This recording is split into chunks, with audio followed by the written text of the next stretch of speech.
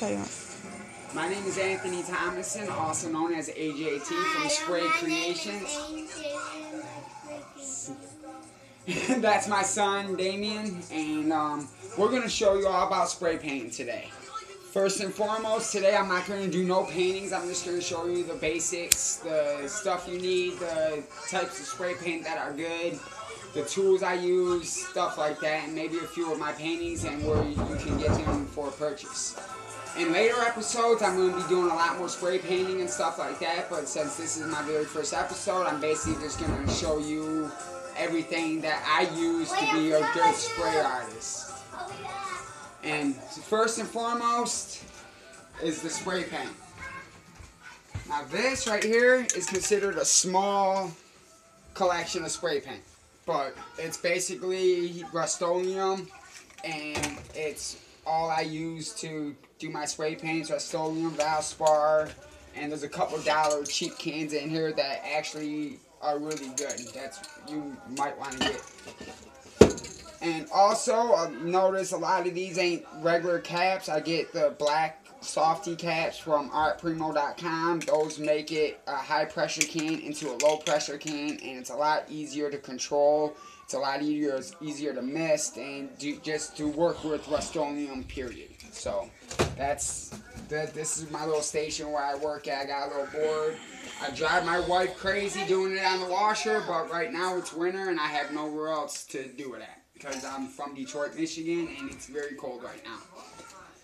Alright, now these are the supplies I use. Everything here is everything you'll need to start spray painting.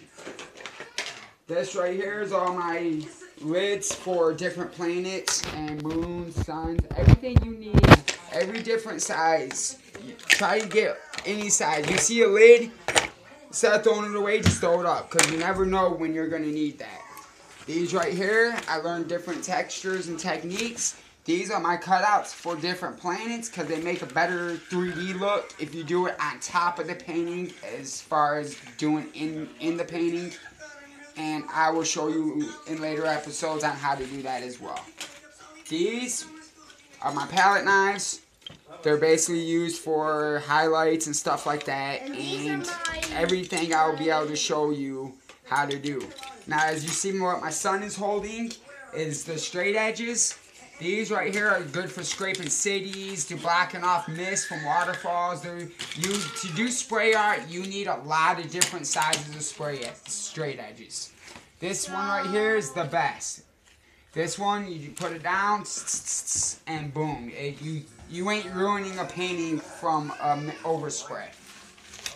Another thing that's invaluable, these are my caps. These, I call Rust-Oleum about once every 2 months, and they send me all kinds of caps. Because caps clog if you don't take care of them, and even if you do take care of them, they clog, especially in the cold.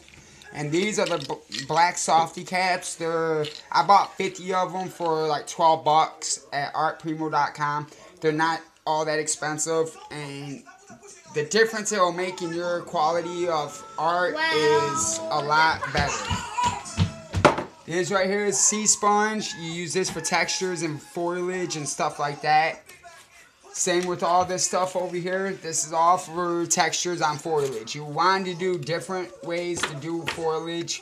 These are pieces of poster board that if you're doing a show or doing anything, you spray this paint on the side and make sure it's always on the glossy side, or else it just soaks up and does nothing. You also could use it to mist and do set.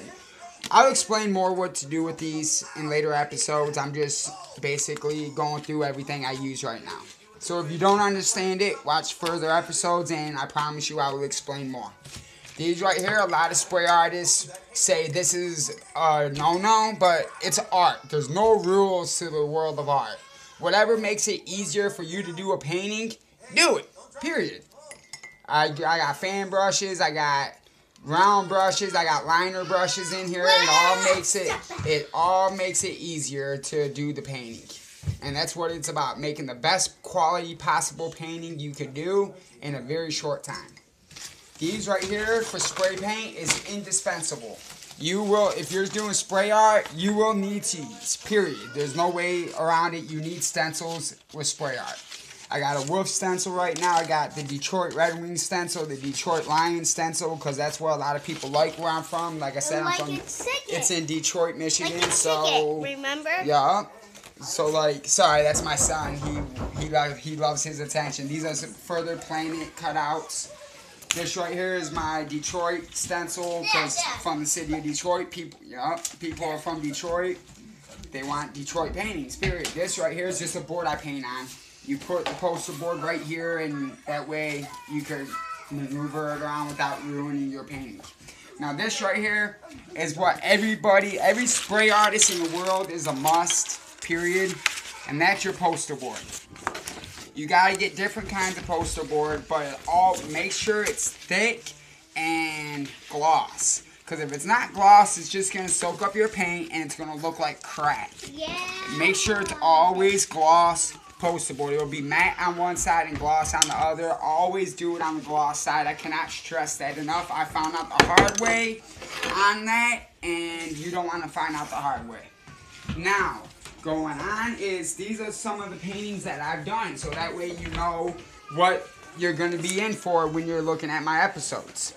This right here is just basically a little mountain piece. I'm not going to explain every detail of my paintings. You can obviously see there's trees, mountains, trees in the background, waterfall, little lakes. Just simple paintings, but when they're done, they're beautiful and they don't take long to do. Every one of these paintings took me about 10 to 15 minutes to do. The longest one it ever took was 20 minutes, and that's because it was the first time I ever did that one. I also do space scenes. Sweet space scenes and stuff like that. With spray paint art, you do space, sea, land. It doesn't matter. The sky is literally the limit. This is just another one I was doing. I didn't like the way the trees came out of this one, so this one's not even for sale right now. Because to me, it don't look good, and if I don't think it looks top notch, then I'm not going to try to sell it. This one right here is just a simple painting. You know, it's got Saturn right here. It's a cave around it with the space. It's pretty simple, but it was very easy to make. But the after effects, it's a very beautiful painting. This one right here is one of my more famous paintings. People love this painting. I have sold this painting many times over.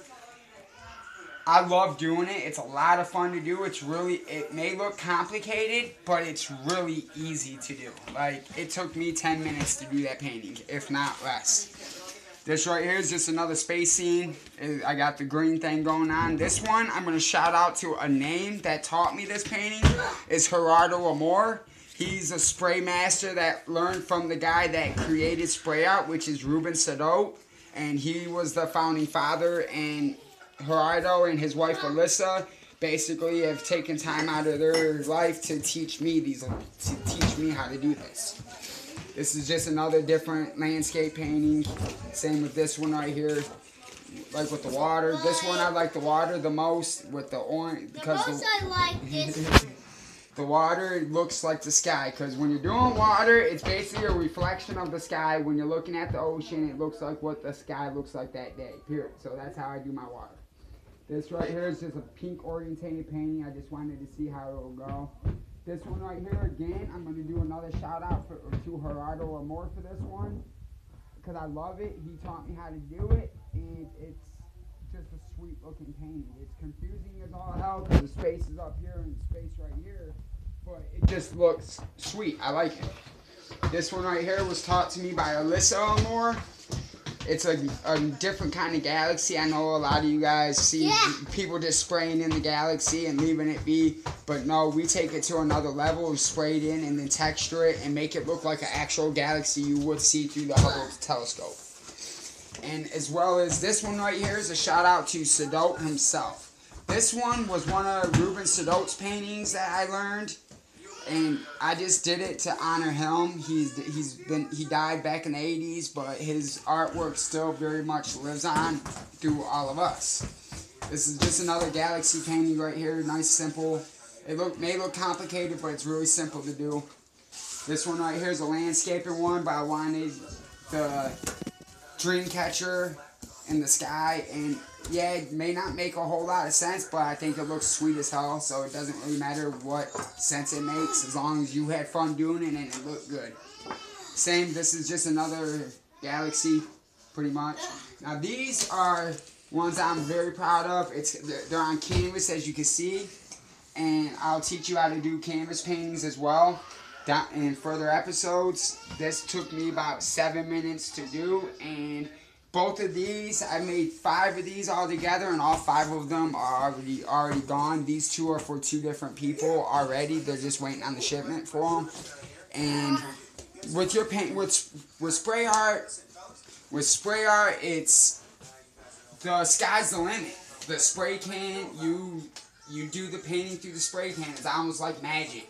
You spray a bunch of colors down, and the picture just comes out. So thank you for watching. Thank you for allowing me to talk. I'm sorry if I rambled a little bit. I'm a little nervous. It's the first time I did this. If you want to see more paintings, go to Spray Creations by AJT on Facebook. It's a group as well as my Facebook page. And you can look me up under Tony Thomason. That's THOMASON on Facebook. Thank you, and I look forward to you watching more episodes. Have a great day.